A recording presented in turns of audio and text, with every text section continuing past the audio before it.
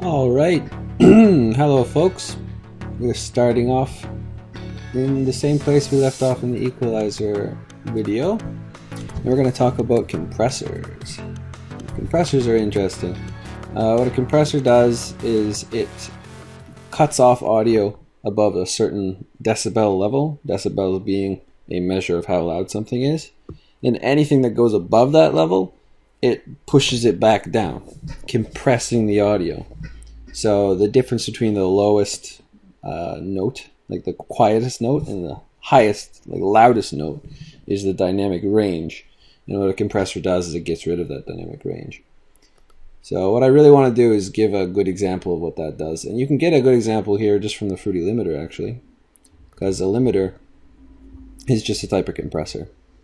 It makes sure that nothing goes above zero. Like if you're above zero here, it means that you're clipping. It means that the audio waves in your sample or song, their loudest peak goes above the limit. So if it's above the limit, there's a limit,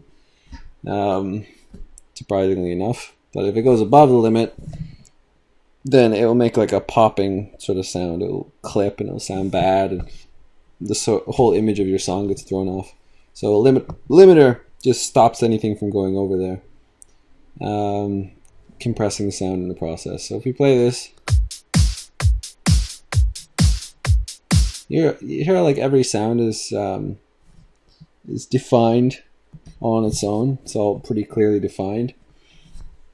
But again, it doesn't feel coherent. It doesn't feel like glued together or anything. But as soon as we hit a Fruity limiter, the difference between the low and the highs is different, It's a much smaller difference. So what we can do is open this up, hit play again, and just kind of mess around in here and see what's happening. So this is the threshold. And this shows which decibel level you don't want anything to go through. And this little curve here shows how much is pushing down the sound to make it stay at this level. Higher the threshold, the less compression there actually is, you see? We're not even touching this now. But we have the gain up. And gain is volume, right? Usually it's around here. Let's say I like it right here, but some people like to push it down to here and like crank gain or something. It doesn't seem to work with the limiter, but it works with the compressor. So gain scale. Gain is basically just the volume of the noise.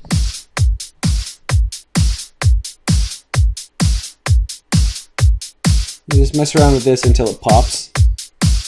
Like, you feel like it kind of hits a bit harder now. Yeah, this is not really glued together, right? Now it is. So this is a limiter, but there is also a compressor involved too.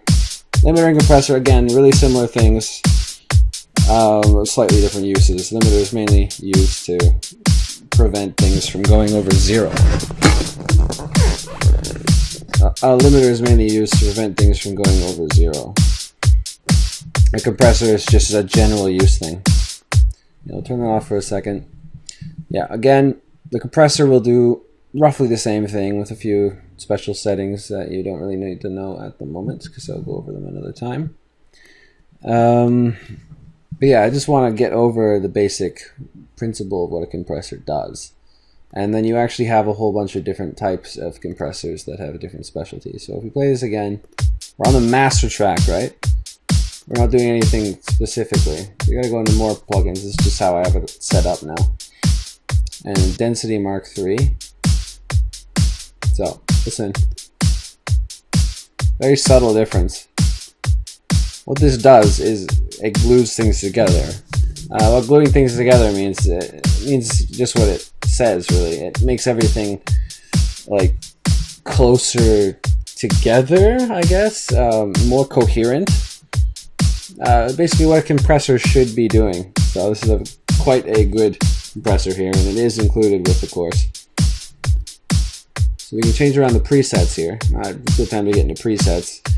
Pretty much every plugin has presets, and they're really good places to start. You can fiddle around with the controls yourself, but sometimes the presets are just so good and they work so well, might as well use them. And you see that one made it louder. This one, I guess, makes it bigger, which is very useful. We use that in conjunction with Fruity Limiter, which now it's like double compression, right?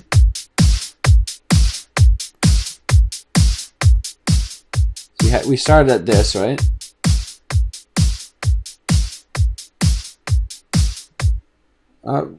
When I listen to this, I kind of feel frustrated because it just doesn't sound right. It's frustrating for some reason.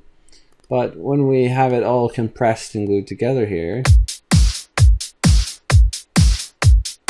it hits way harder and is way more satisfying, right? Instead of the kick drum just being a little peak, you know.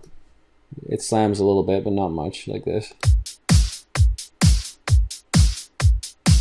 It goes from that to this. Smacking you in the face, right? Compressors are extremely useful for that. And you can actually compress individual tracks as well. Again, just kind of, we can just go to basic Fruity Compressor, if I can find it. It's all just in this one not organized list right now. All right, Fruity Compressor, very basic compressor. You got gain, you got ratio, and threshold. So ratio. So I won't get into the technical things about ratio, but this controls how compressed the sound is going to be. It's the ratio of compression. The higher up you turn it, the more things get really squashed down to the threshold. Right now the threshold's at 0.0 dB, so it's acting as a limiter. So it doesn't let anything go over 0.0 dB. But you certainly can lower it. And in fact, most limiters do go down about -1 dB, because even with all the settings in the world, some peaks are going to get through and clip.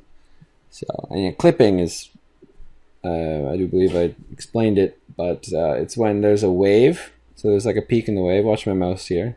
See that? That's a wave, right? So let's say this bottom of this compressor here is the limit.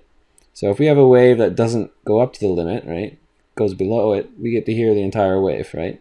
But if we have a wave that's so loud it goes over the limit, it gets cut off here, sails along to where it's supposed to come down just in a straight line, and then comes down. And then every time it does that, it hits, and it just makes this straight line. And when the wave is transformed to this straight line here, it just sounds bad. It kind of clicks or it distorts, and yeah, it ruins mixes. It's the thing you really, really want to avoid. And it's not something that you hear in really good mixes.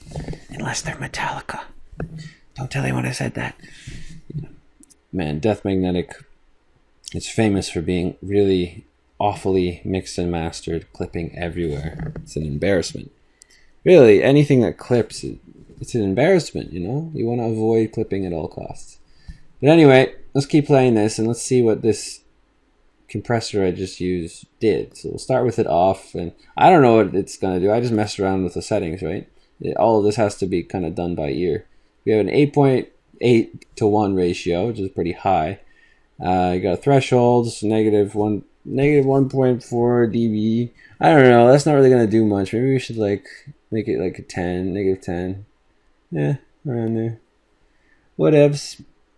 Gain, this is gain correction. If everything starts getting quiet because your threshold is too low, you correct the gain by around how much the threshold is, you know. So if it's 10 decibels, you might raise it to 9. But it all depends on if you feel you need it or not. But anyway, oh yeah, attack. It's how much the peak kind of... This controls when the compressor actually starts after the peak goes up. So let's say peak goes up, it's loud. right? And then after 15 milliseconds of the peak, it slams down and it compresses it, right? So it gives an attack. It gives a bit of pop to the sound, right? Bam! And then release is when the compressor stops compressing, right? So it lets the music go back to normal, right? It lets it be what it wants to be. That's what release does. So if you have a long release, it's just going to be compressed consistently until it finally releases. There's uses for it, but you just find the right balance. 200 is fine, 15 is fine, all this is fine. The type, it's just the kind of audio characteristic of the sound, right? So this is hard, and then you have medium, vintage, soft, and whatever around this. So it's not like an unnumbered wheel or anything, it's just features.